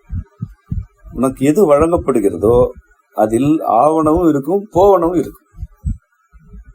இதனை நீ ஒருங்கிணைக்கிறாயா, ஒருங்காக கொள்கிறாயா, அல்லது ஆவணம் மட்டும்தான் வேண்டும் என்று அதன் பின் அலைகிறாயா, அல்லது இவையெல்லாம் போகின்றன என்று அவற்றின் பின்னால் உணர்ச்சி வயப்பட்டு அலைகிறாயா? எது செய்தாலும் அந்த மேகம் கலைந்து விட்டது என்று புரிந்துவிடும். உன்னை நோக்கி வந்த மேகம் கலைந்து விடுகிறது. எது நிகழ்ந்தாலும் அசையாமல் இருக்க வேண்டும், ஆடாமல் இருக்க வேண்டும், கலங்கவே கூடாது. இப்படி இருந்தால் வாழ்க்கை என்ன வாழ்க்கை? இறைவனை நோக்கிய பயணம் அமைகிறது. அதில் இல்லாத வாழ்க்கையா மற்றவர்கள் வாழ்ந்துவிடப் போகிறார்கள். ஏற்புடைமையின் அடுத்த கூறு பிறவற்றின் தனித்தன்மைகளை மதித்தல். எனக்கு ஒன்று பிடிக்கவில்லை என்றால் அதற்கு என்ன பொருள்? எனக்கு இன்னொன்றின் தனித்தன்மைகள் பொருந்தவில்லை என்று பொருள். எனக்கு அதுதான் பிடிக்கவில்லை. என்னுடைய தனித்தன்மை என்னோடு பொருந்தவில்லை என்றால் எனக்கு அது பிடிக்கவில்லை என்று நான் கருதுகிறேன். உன்னுடைய தனித்தன்மை என்னுடன் ஏன் பொருந்த வேண்டும் என்பதுதான் கேள்வி. உன்னுடைய தனித்தன்மையை நான் பொருத்திக் கொள்ள முயற்சிக்கவே கூடாது. அது நிகழ வேண்டும் என்றால் நிகழ்ந்துவிடும், அது முயன்று நிகழாது. இங்கு இதற்கு வெளியிலிருந்து சான்று கூறுவதை விட நமக்கிடையிலான உரையாடல் வழியே ஒரு கேள்வி கேட்கிறேன். இங்கு இவ்வளவு பேர் இருக்கிறீர்கள், இன்னும் பல பேர் செம்மை சமூகத்தில் இருக்கிறார்கள், நான் அவ்வப்பொழுது உரையாடுபவர்களாக இருக்கிறார்கள். நான் யாருடைய எந்த நடவடிக்கையாவது இதுவரை தனிப்பட்ட முறையில் கேள்வி எழுப்பியிருக்கிறேனா? நீங்களாக என்னிடம் அதனை பற்றி கூறும் வரை யாருடைய எவ்வகையிலான நடவடிக்கை பற்றி நான் ஏதாவது கேள்வி எழுப்பியிருக்கிறேனா என்றால் பிறருடைய நடவடிக்கைகள் எனக்கு தெரியாது என்று நீங்கள் கருதுகிறீர்களா? தெரிந்து கொள்ள வேண்டும் என்று நான் நினைப்பதாக கருதுகிறீர்களா? இல்லை, நான் தெரிந்து கொள்ள வேண்டும் என்று நினைக்கவே மாட்டேன். தெரிந்தாலும் பொருட்படுத்த மாட்டேன். ஏன்? ஒரு மனிதர் என்னோடு பொருந்த வேண்டும் என்றால் அது நான் என்ன நினைக்கிறேன் என்பதில் இல்லை, அவர் என்ன நினைக்கிறார் என்பதில் இல்லை. அது இறைவனுடைய அருள் வழங்கலின் ஒரு வெளிப்பாடு என்பதில் இருக்கிறது. அவன் வழங்குகிறான் என்றால் அது வெளிப்படும். நம்முடைய உரையாடல் நிகழ வேண்டும் என்பதுதான் இறைவனின் விருப்பம் என்றால் அது நிகழும். நாம் பொருந்த வேண்டும் என்பது விருப்பம், அவனுடைய வழங்கல் என்றால் அது நிகழும். மாறாக முயற்சித்தால் அது நிகழாது. யாராவது முயற்சித்து யாருடனாவது பொருந்தி இருக்கிறீர்களா? அப்படி பொருந்த இயலாது. எவ்வளவு எளிமையாக இருக்கிறது படைப்பின் வடிவம். நீ ஒன்றுமே செய்யாதே, உனக்கு இயல்பாக பொருந்தினால் அது பொருந்தும். பொருந்தவில்லை என்றால் பொருந்தவில்லை. பொருந்தவில்லை என்பதனை ஒரு தீமையாக பார்க்காதே. உனக்கு பொருந்தாதவை தீமையானவை அல்ல, தீயவை அல்ல. உனக்கு பொருந்தாதவை தவறானவை அல்ல, உனக்கு பொருந்துவை எல்லாமே சரியானவையும் அல்ல. உனக்கு ஒன்று பொருந்துகிறதா, அது பிறருடைய பார்வையில் அது தவறானதுதான். அதனால விட்டு விடுவாயா என்ன? விட மாட்டேன். அப்படித்தான் பிறருக்கு இந்த ஏற்புடைமை இருந்தால்தான் அன்பு நோக்கி நகர முடியும். அன்பாக வாழ்வதற்கு எந்த மனிதராலும் இயலாது, என்னாலும் இயலாது. அன்பு என்பது நோக்கமற்றது. நோக்கமே இல்லாமல் மனித உடலில் வாழ இயலவில்லை. ஆனால் அன்பை நோக்கி பயணிக்க வேண்டும், உண்மையை நோக்கி பயணிக்க வேண்டும், அன்பை நோக்கி பயணிக்க வேண்டும். இந்த ஏற்புடைமை இருக்கும்போது பிறர் எவ்வாறு இருக்கிறார்கள், என்னவாக இருக்கிறார்கள், அவர்களுக்கும் நமக்குமான பொருத்தம் என்ன என்பது அற்றுப்போகும். இந்த கேள்விகள் அற்றுப்போகும். இந்த கேள்விகள் ஏன் எழுகின்றன? அவர் எப்படி இருந்தால் உனக்கு என்ன, உனக்கு என்ன, அவர் எப்படி இருந்தால் உனக்கு என்ன, அல்லது நீ எப்படி இருந்தால் அவர்களுக்கு என்ன?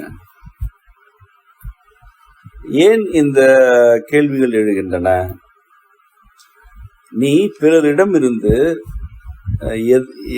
பலவற்றை எதிர்பார்க்கிறாய் அல்லது உன்னுடைய தேவைகளுக்காக பிறரை பற்றிக் கொள்கிறாய் என்றால் அவர்கள் மீது நீ இவ்வளவு மதிப்பீடுகளையும் வைத்திருப்பாய். இப்படித்தான் இருக்க வேண்டும், அப்படித்தான் இருக்க வேண்டும் என்ற எதிர்பார்ப்புகள் உன்னிடம் இருக்கும். விளைவாக நீ உனக்கு பிடித்தவாறு அவர்கள் இருக்க வேண்டும் என்ற இடத்திற்கு வந்து விடுகிறாய். இதுல எங்க விருப்பம் இருக்கிறது? விருப்பம் இருமைகளை உள்ளடக்கியது, அது ஒற்றைத்தன்மை கொண்டதல்ல. விருப்பம் என்றாலே அதில் உனக்கு ஆவணமும் இருக்கும், போவனமும் இருக்கும். நீயா விருப்பம் என்ற பெயரில் பிடிவாதங்களை வைத்திருக்கிறாய். அது பற்று கூட அல்ல, பற்று கூட சற்று ஆழமானது. பிடிவாதம் ஒன்றுமே இல்லை. பிடிவாதங்களை விருப்பம் என்ற பெயரில் வைத்திருக்கிறாய். அந்த பிடிவாதங்கள் உன்னை எதனை நோக்கி வழி நடத்தும்? உன்னை இறுகச் செய்யும், உன்னை ஒரு அன்பற்ற மனிதராக காட்டிவிடும். பிடிவாதம் கொண்டவர்களால் அன்பு நோக்கி நகரவே இயலாது. பாசமாக இருக்கலாம், அக்கறையாக இருக்கலாம், பரிவு காட்டலாம். அன்பு இவ்வாறான உணர்ச்சிகளுக்குள் அடங்குவதில்லை. அன்பு எந்த நோக்கமும் மற்றது. இன்று நாம் ஒருவருக்கு ஒன்று செய்கிறோம், அதனை நானே நினைவில் வைத்துக் கொள்ளக்கூடாது என்பதுதான் அன்பின் வழி. நமக்கே அது நினைவு இருக்கக்கூடாது, நினைவிலே இருக்கக்கூடாது. செய்தவற்றை நினைவில் வைத்துக் கொள்ளுதலே அன்பின் வழிக்கு எதிரான. அந்த அன்பின் வழியில் நகரவே இயலாது. நினைவில் இருந்து அழிக்க வேண்டும் என்று முயற்சி கூடாது, எந்த முயற்சியுமே இருக்கக்கூடாது. ஆனால் நினைவு வைத்துக் கொள்வதே இந்த வழிக்கு மாறானதுதான். நீங்கள் பலருக்கு ஒத்துழைப்பாக வாழ வேண்டும் என்றால் அது விருப்பம். உங்களுக்கு ஒத்துப்போகின்றவர்களோடு ஒத்துழைப்பாக இருக்க வேண்டும் என்றால் அது ஒரு பிடிவாதம், அது விருப்பம் அல்ல. பலருக்கு ஒத்துழைப்பாக இருக்கும் பொழுது ஏற்புடைமை இல்லாமல் உங்களால் வாழவே இயலாது. ஏனென்றால் பலர் ஒவ்வொருவரும் ஒரு வகையில் இருப்பார்கள். ஒவ்வொருவரும் உங்களை பற்றியே அவதூறு பேசுவார்கள், உங்களுக்கு எதிராக இருப்பார்கள். உங்களுக்கு நேரில் ஒன்று பேசுவார்கள், புறத்தே ஒன்று பேசுவார்கள். அது உங்களுடைய செவிக்கு வந்தால் கூட அவர்களிடம் நீங்கள் ஒத்துழைப்பாக இருக்க வேண்டும். அதுதான் அது ஏற்புடைமை. உறவுகள் வேண்டும். நானும் கூட ஒரு மிக நெருங்கிய ஒரு நண்பர் என்னிடம் கேட்ட, உங்களுக்கு என்னதான் வேண்டும் என்று கேட்ட பொழுது நான் கூறினேன், நான் எனக்கென்று ஒரு சமூகத்தை அமைக்க விரும்புகிறேன் என்று கூறினேன். பல ஆண்டுகளுக்கு முன்பு கூறினேன். அப்பொழுது செம்மை என்ற கருத்து கூட கிடையாது, இப்படி ஒரு கருத்தே கிடையாது. ஆனால் நான் கூறினேன், எனக்கு உள்ளே இருந்திருக்கிறது, நான் கூறினேன். இன்று அந்த சமூகமும் கிட்டத்தட்ட அமைந்து விட்டது. வெளியில் இருந்து வரும் பலர் வியக்கிறார்கள், இப்படி ஒரு கட்டமைப்பு இருக்கிறது, இவ்வளவு பேர் இருக்கிறார்கள் என்று வியக்கிறார்கள். எவ்வளவு பேர் இருக்கிறார்கள் என்று எனக்கு தெரியாது, அதில் எனக்கு அக்கறையும் இல்லை. ஆனால் ஒரு கட்டமைப்பு இருப்பதை நான் புரிந்து கொள்கிறேன். ஆனால் அந்த கருத்தை நான் கூறிய பொழுது, கூறிய பிறகும் அந்த கருத்தை நான் நினைவுகளில் அசை போட்ட பொழுதும் எனக்கு இந்த சமூகம் எப்படிப்பட்டதாக இருந்தது என்று நான் நினைத்து பார்க்கிறேன். அதற்கும் இன்று அமைந்திருக்கும் சமூகத்திற்கும் மிக மிக கூடுதலான இடைவெளி இருக்கிறது. நான் எதனை கருதினேனோ அது அல்ல இப்பொழுது இருப்பது. இதல்ல இதல்ல அது, அதல்ல இது. இதனை நான் பார்க்கிறேன், இதனை நான் ஏற்கிறேன். இதுதான் நிகழ்ந்திருக்கிறது என்பதனை நான் மன நிறைவோடு ஏற்கிறேன். இதில் எனக்கு வருத்தம், நிச்சயமாக வருத்தம் இல்லை. சில வேளைகளில் துயரம் இருக்கிறது, அது வருது. உணர்ச்சி இருக்கத்தானே செய்யும், மனிதராக வாழும் வரை அந்த உணர்ச்சிகள் இருக்கு. ஆனால் அதற்காக என்னுடைய வினைகளிலிருந்து நான் வெளியேறுபவன் அல்லன். நான் வினையாற்றிக் கொண்டேதான் இருக்கிறேன், வினையாற்றுகிறேன், வினைகளுக்கு ஆட்பட்டு கொண்டே இருக்கிறேன். நான் விரும்பிய அந்த கணமே இறைவன் எனக்கான மேகத்தை திரட்சியாக்கி விட்டான். அது இன்னும் என்னை வந்து அடையவில்லை என்று எனக்கு தெரியும். ஆனால் பலர் அது வந்துவிட்டது என்று கருதுகிறார்கள். நீங்கள் கூட கருதுகிறீர்கள். எனக்கான மேகம் இன்னும் வரவில்லை, அது இன்னும் நிறைவடையவே இல்லை, அது இன்னும் அமையவே இல்லை. அதன் அறிகுறிகள் தென்படுகின்றன, இப்பொழுது தென்படுகின்றன. அது ஒரு நாள் வரும், அது மழை பொழியும், அது பெருவெள்ளமாகும். ஆனால் அது இன்னும் நிகழவில்லை. ஆனால் பலருடைய கருத்து என்ன? அவருக்கு என்ன, எவ்வளவு பெரிய கூட்டம் இருக்கிறது, அவருக்கு என்ன, அவருக்கு எதுவுமே நிகழவில்லை. அவர் என்ன விரும்பினாரோ அது இதுவரை நிகழவில்லை. நான் என்ன விரும்பினேன்? நான் இவ்வாறு இப்பொழுது கூறுகிறேன் அல்லவா, இந்த விருப்பத்தை புரிந்து கொண்ட மக்கள், ஏற்புடைமை கொண்ட மனிதர்கள் வாழ வேண்டும் என்று விரும்பினேன். அது இல்லை என்று உங்களுக்கே தெரியும், ஒவ்வொருவருக்குமே தெரியும். இங்கு யாரும் யாரையும் ஏற்பதில்லை. ஒரு மனிதர் இன்னொரு மனிதரையே ஏற்பதில்லை. பல முறை நான் கூறுவது போல எல்லோரிடமுமே அளவுகோல் இருக்கிறது, எல்லாரிடமே துலாக்கோல் இருக்கிறது. இவர்கள் அல்ல என்னுடைய சமூக மக்கள். கூறுகிறேன், நேரடியாக கூறுகிறேன், உரை கேட்க அனைவரிடம் கூறுகிறேன். இந்த சமூகம் அல்ல என்னுடைய சமூகம். இந்த சமூகத்துக்கான ஒரு அறிகுறி சில திருத்தங்களை செய்து கொண்ட மனிதர்கள், விருப்பம் என்றால் என்ன என்று புரிந்து கொண்ட மனிதர்கள் இப்பொழுது இருக்கிறார்கள். இது ஒரு அறிகுறி. இந்த மழைக்கு முன்பு 2-3 நாட்களுக்கு முன்பு ஒரு குளிர்காற்று வீசியதல்லவா, இது மழை. இதனை நான் ஏற்றுக்கொண்டு தானே இவ்வளவு வேலைகள் செய்கிறேன். இவ்வளவு வினைகள் ஆற்ற வேண்டும் என்றால் ஏற்புடைமை வேண்டும். ஏற்புடைமை இல்லை என்றால் அயற்சி வந்துடும், சோர்வு வரும், எரிச்சல் வரும், எல்லார் மீது கோபம் வரும். அப்படி வாழக்கூடாது என்று தானே நான் கூறுகிறேன். நான் அப்படி இருக்க மாட்டேன்.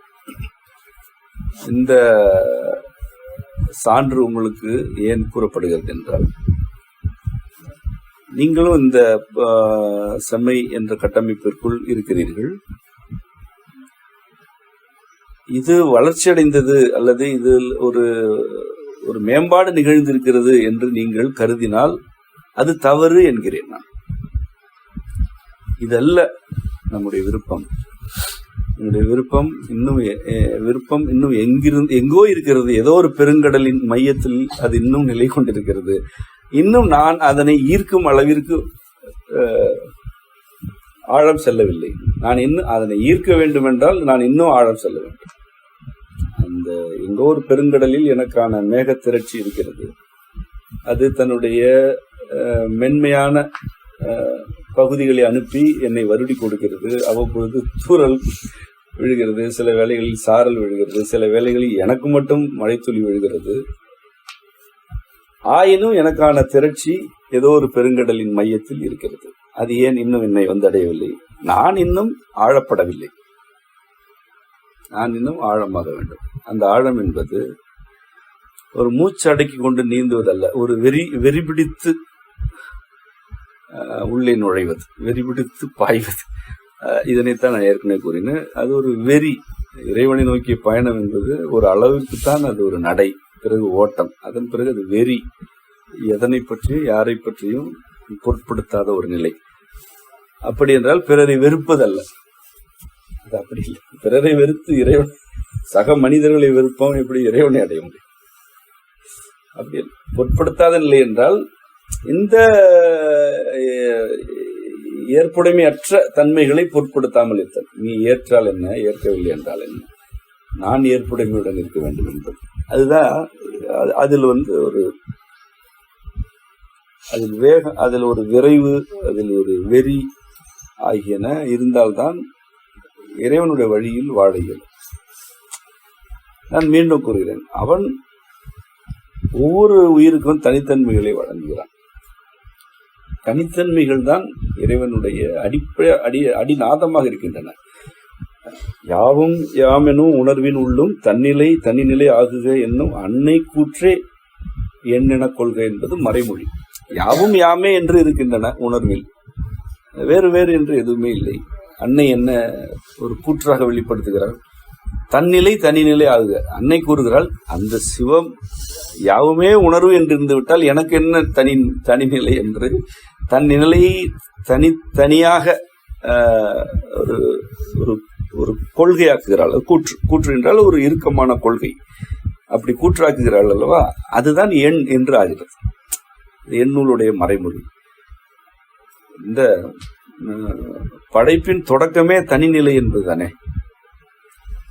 தொடக்கம் தனிநிலை, அதனுடைய மூலம் பொதுநிலை. பொதுநிலையும் தனிநிலையும் வேறு வேறு அல்ல என்று நான் இதனால் தான் மீண்டும் மீண்டும் கூறுகிறேன். இதுதான் ஏற்புடைமைக்கான உங்களுக்கு இறையியல் வழிகாட்டல். யாவும் சிவமே, ஆனால் இது பள்ளி, அது பூச்சி, இது மரம், அது செடி, இது உன் பெயர், அது என் பெயர், இது உன் உடல், அது என் உடல். இந்த தனித்தன்மைகள் இருக்கின்றன, ஆனால் யாவும் உயிர் என்றால் உயிர் தான். அந்த வரம்பு, தனித்தன்மைகளில் வரம்பு. பொதுத்தன்மையை நோக்கி செல்ல வேண்டும் என்றால் இந்த வரம்புகளை கடக்க வேண்டும். இது ஏற்புடைமை இல்லாமல் நிகழாது, இந்த பயணம் நிகழாது. நீங்கள் பொருந்தாதவற்றை எடுத்துக்கொள்ள வேண்டும், சேர்த்துக் கொள்ள வேண்டும் என்று நான் கூற வேண்டும். பொருந்தாதனவும் இங்குதான் இருக்கும். பொருந்தாதன இல்லை என்றால் பொருத்தமானது என்றே ஒன்று இருக்காது என்று புரிந்து கொள்ள வேண்டும். உனக்கு கசப்பு ஒரு அளவிற்கு மேல் ஒவ்வாமை ஏற்படுத்துகிறது என்றால் நீ கசப்பை விழுங்க வேண்டும் என்று கூறுபவன் அல்ல நான். கசப்பு கெட்டது என்று தீர்ப்பு எழுதி விடாதே. அல்லது கசப்பு என்றாலே அது வாந்தி எடுக்க செய்யும் என்று தீர்ப்பு எழுதாதே. உனக்கு அது ஒவ்வாதது, உனக்கும் ஒரு அளவிற்கு அது தேவைப்படுகிறது. உனக்கு தேவைப்படும் ஒன்று பிறருக்கு தேவையற்றது, உனக்கு தேவையற்றது பிறருக்கு தேவையானது. இதில் நீ என்ன செய்ய வேண்டும்? நீ உன்னுடைய விருப்பம் எதுவோ அதில் நிலையாக இருக்க வேண்டும். அந்த விருப்பம் நிறைவேற்றப்படும் வரை பொறுத்திருக்க வேண்டும். அது நிறைவேற்றப்படுகையில் உன் மீது சுமத்தப்படும் எல்லா மதிப்பீடுகளையும் உள்வாங்கி உன்னை மேம்படுத்திக் கொள்ள வேண்டும். எப்பொழுதுமே மேம்படுத்திக் கொண்டே இருக்க வேண்டும். அது ஏற்புடைமை. அதனைத்தான் அடுத்த நிலையில் வலியுறுத்துகிறது. பல கருத்துகள் முன்வைக்கப்படும். அந்த கருத்துகளில் எவையெல்லாம் நமக்கு மேம்பாடுகளை வழங்குவனவோ அவற்றையெல்லாம் எடுத்துக்கொள்ள வேண்டும். ஆனால் விருப்பத்தில் இருந்து அசைந்து விடக்கூடாது. விருப்பம் தான். ஊர் திரும்ப வேண்டும் என்பது விருப்பம், அதிலிருந்து நகர்ந்து விடக்கூடாது. கூடி வாழ வேண்டும் என்பது விருப்பம், அதிலிருந்து அசையக்கூடாது. ஒரு பொருள் வேண்டும், ஒரு நிலம் அல்லது ஏதோ ஒரு தோட்டம், வீடு ஆகியனவெல்லாம் விருப்பமா, அதிலிருந்து அசையக்கூடாது. ஆனால் ஒரு வீடோ நிலமோ அமையும் காலம் இருக்கிறது அல்லவா, அந்த காலத்தில் உனக்கு பொருந்தாதன நிகழும், பொருத்தமானவை நிகழும், பிடிக்காதவை இருக்கும், பிடித்தவை இருக்கும், அசையாதே. அந்த வீடு உனக்கு அமைந்த பிறகும் அதில் உனக்கு பல பொருத்தமின்மைகள் இருக்கும். அதற்காக வீட்டை வெறுத்து விடாது. சீர்திருத்தங்கள் வேண்டும் என்றால் செய்து கொள். உனக்கான நிலம் உனக்கு அமைந்த பிறகும் அதில் உனக்கு பிடிக்காதவை இருக்கும். பலர் கூறுவது காடு வேண்டும், இயற்கையாக காடு வேண்டும் என்று விருப்பம். ஆனால் பாம்பு இருக்கக்கூடாது, காட்டு பன்றி வரக்கூடாது, சிறுத்தைகள் வரக்கூடாது. ஆனால் என்ன வேண்டும்? ஒரு இயற்கையான காட்டு சூழல் வேண்டும். இது என்ன விருப்பம்? உனக்கு காடு வேண்டும் என்றால் அதில் காட்டு பன்றி இருக்க வேண்டும் என்பது இறைவனுடைய ஒழுங்கு. நீ ஏன் அதனை கேள்வி கேட்கிறாய்? நீ அதனோடு எப்படி பொருந்துவது என்று பார். அல்லது அதனிடமிருந்து எவ்வளவு விலக வேண்டும் என்று பார். அது இருக்கக்கூடாது என்று ஏன் கருதுகிறாய்? அது வரக்கூடாது என்று ஏன் கருதுகிறாய்? அது இல்லை என்றால் காடே இல்லை. எதனை நீ அழைக்கிறாயோ அதுவே இல்லை. அப்படித்தான் வாழ்க்கையை புரிந்து கொள்ள வேண்டும். மனித உறவுகளும் அப்படிப்பட்டவை. மனித உறவுகளில் உங்களுக்கு விருப்பம் இருக்கிறது என்றால் அந்த விருப்பத்தில் நிலையாக இருக்க வேண்டும். அந்த உறவுகள் வந்தடையும் வரை அசையாமல் இருக்க வேண்டும். வந்த பிறகு வரும் கருத்துக்களை பற்றியெல்லாம் பொருட்படுத்தக்கூடாது. அது விருப்பம் என்றால் பொருட்படுத்த மாட்டீர்கள். ஒருவேளை அது பிடிவாதத்தில் இருந்து எழுந்தது என்றால் உதறிவிட்டு ஓடுவீர்கள். அது ஓடும் பொழுதே தெரியும். நற்பெயர் கிடைத்தது அல்லது அவப்பெயர் கிடைக்கிறது அல்லது நம்முடைய பயன் நோக்கம் நிறைவேறவில்லை என்று ஏதோ ஒரு காரணத்திற்காக நீங்கள் ஓடும் பொழுதே அல்லது உதரும் பொழுதே தெரியும் அது உறவு அல்ல என்று. ஏற்புடைமையிலிருந்து அதன் கருமையமாகிய விருப்பத்திலிருந்து நிலமோ வீடோ உறவோ அல்லது ஒரு கொள்கையோ உடல் நலமோ அமைந்தால் எது நிகழ்ந்தாலும் ஓட மாட்டாய். எது நிகழ்ந்தாலும் ஓட மாட்டாய். எது நிகழ்ந்தாலும் நாம் அந்த ஒரு அமைவிற்குள் இருப்போம் என்று இருப்பாய். அந்த அமைவிற்குள் உனக்கு நெருக்கம் இருக்கலாம், விளக்கம் இருக்கலாம், இடைவெளி கூடுதலாக இருக்கலாம், குறைவாக இருக்கலாம், அதெல்லாம் வேறு. ஆனால் பயன் கருதாமல் அதில் நீ நிலைப்பாய். நான் ஏற்கனவே ஒரு பாடத்தில் கூறியிருக்கிறேன், பயன் கருதாமை பற்றருக்கும் ஊழினுக்கு உடம்படுத்து, ஊழினுக்கு உடம்படுத்து என்ற ஒரு பாடத்தில் விளக்கினேன். அதாவது உனக்கு பற்றுகளை அறுக்க வேண்டும் என்றால் பயன் கருதாமைதான் ஒரே வழி. ஒரு மனிதர் மீது உனக்கு பயன் நோக்கம் இல்லை, பயன் கருத மாட்டாய். எந்த பயன் வேண்டாம் என்பதல்ல, பயன் விளையலாம், விளையாமல் போகலாம். விளைந்த பயன் உனக்கு பொருந்தலாம், பொருந்தாமல் போகலாம், உனக்கு பிடிக்கலாம், பிடிக்காமல் போகலாம். ஆனால் நீ கருதாமல் இருப்பாயா? கருதாமல் அவரை தூக்கி சுமக்க வேண்டும் என்று நான் கூறவில்லை. அப்படி யாரையுமே சுமக்க கூடாது என்று கூறுகிறேன். பயன் கருதாதே, அவ்வளவுதான். பயன் கருதாதே. ஒருவரை விலக்கி வைப்பதனால் என்னென்ன பயன்கள் ஏற்படும் என்று கூட கருதாதே. சேர்த்து கொண்டால் என்ன பயன் ஏற்படும் என்று கூட கருதாதே. என்றால் என்ன செய்ய வேண்டும்? நீ பயன் கருதாமல் உறவாடுகிறாய் என்றால் உனக்கு இந்த கேள்வியே வராது. இது தூக்கி சுமக்க வேண்டுமா, இது தடவி கொடுக்க வேண்டுமா, செல்லம் கொஞ்சம் வேண்டுமா என்ற கேள்வி வராது. ஏனென்றால் பயன் கருதாமை என்பது எந்த கோரிக்கைகளையும் முன்வைக்காது. உனக்கு பயன் கருத்தே இல்லை என்றால் எது இருக்கிறதோ அதனை ஏற்றுக்கொள்கிறாய். அதை விட கூடுதலாக இது உறவுதானா அல்லது ஏதாவது நோக்கத்திற்குரிய தொடர்பா என்று உனக்கு தெரிந்துவிடும். உனக்கு பயன் கருத்து இல்லை என்றால் உன்னுடைய காட்சியே வேறு. முகத்தை பார்க்கும் பொழுதே அவர்கள் என்ன நினைக்கிறார்கள் என்றே தெரியும். நீ பயன் நோக்கத்தில் யாரை பார்த்தாலும் அவர்கள் எதனை உனக்கு காட்ட வேண்டும் என்று நினைக்கிறார்களோ அதனை காட்டுவார்கள். உனக்கு பயன் நோக்கம் இல்லை என்றால் அவர்கள் எதனை மறைத்தாலும் அது உனக்கு காட்டப்படும். பயங்கரதா என்பது ஒரு மந்திரம். இது உண்மையிலேயே அப்படி இருக்க வேண்டும். சரி, முகத்தை பார்த்து மனதை கண்டுபிடிக்கும் கலை வித்தை என்று நடைமுறைப்படுத்த முடியாது. உனக்கு உண்மையிலேயே பயன் கருதாமை வேண்டும். யாரிடமும் பயன் கருதக்கூடாது. அவ்வாறு இருந்தால் அது உன்னை ஊழினு கொடும்படுத்தும். உன்னுடைய ஊழ்வினை, உன்னுடைய பிறவி தொடர்ச்சி இங்கு இருக்கிறதே. பிறவி தொடர்ச்சியில் தானே இருக்கிறாய்.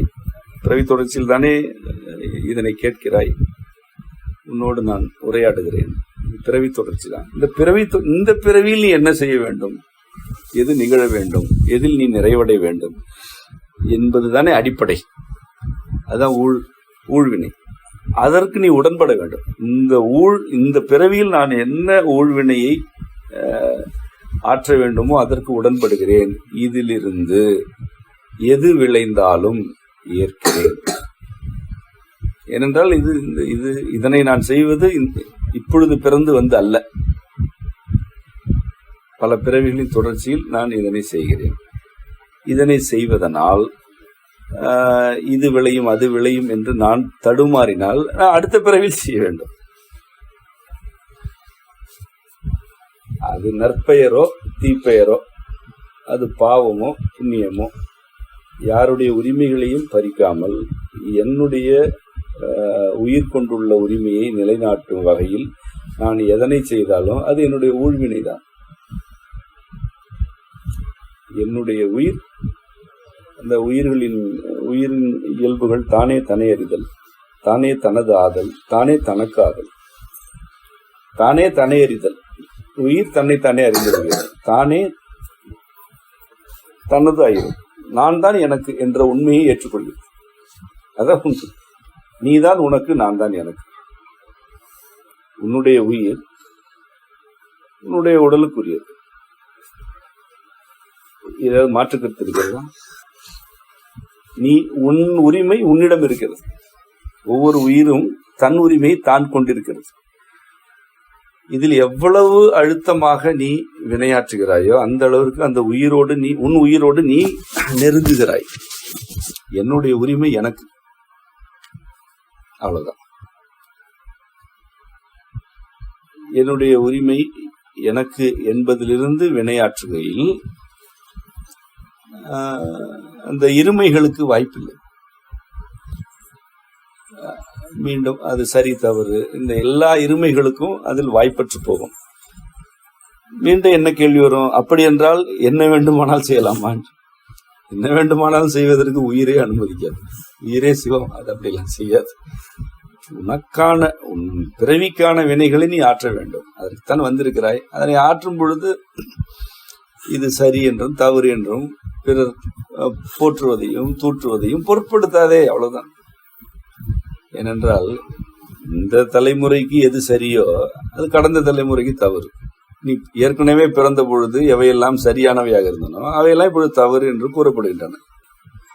நீ ஒரு உயிராக உன்னை உணரும் போது உன்னுடைய காலமே வேறு. உன்னுடைய காலம் பல 100 ஆண்டுகளோ பல 1000 ஆண்டுகளோ. நீ எல்லாவற்றையும் வாழ்ந்து விட்டு இங்கு வந்திருக்கிறாய். உனக்குள் இன்று எவையெல்லாம் சரி என்று கூறப்படுகின்றன அவையெல்லாம் தவறு என்றே தெரியும், உனக்கே தெரியும். நான் அப்படித்தான்.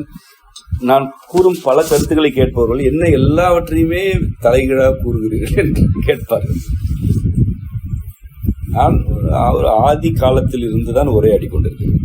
மிக மிக தொலைவில் இருந்து உரையாடுகிறேன். நான் இந்த சமகாலத்தில் இருந்து எந்த கருத்தையுமே முன்வைப்பதில்லை. இறைவன் எங்கு எப்படி அனுப்பி வைத்தானோ அப்படியே இருந்து கொண்டு பார்ப்பதனால்தான் என்னுடைய கருத்துகள் இவ்வாறு இருக்கின்றன. இந்த கருத்துக்களை முன்வைக்கும் போது நீங்கள் என்ன கருதுவீர்கள்? ஏற்பீர்களா மறுப்பீர்களா? என்னோடு வருவீர்களா விலகிச் செல்வீர்களா என்று நான் என்றைக்குமே பொருட்படுத்துவதில்லை. ஏன்? எனக்கு பயன் கருதுவதில்லை. நான் ஒரு கூட்டம் வேண்டும் என்றும் நான் கருதுவதில்லை, கூட்டம் வேண்டாம் என்றும் கருதவில்லை. இன்று இருப்பவர்கள் என்னோடு இறுதி வரை இருக்க வேண்டும் என்று கூட நான் கருதுவதில்லை. அப்படி கூட எனக்கு ஒரு கருத்து கிடையாது. அப்படி கூட ஒரு பயன் நோக்கம் எனக்கு கிடையாது. என்னுடைய உயிர் எனக்கு உரிமையானது.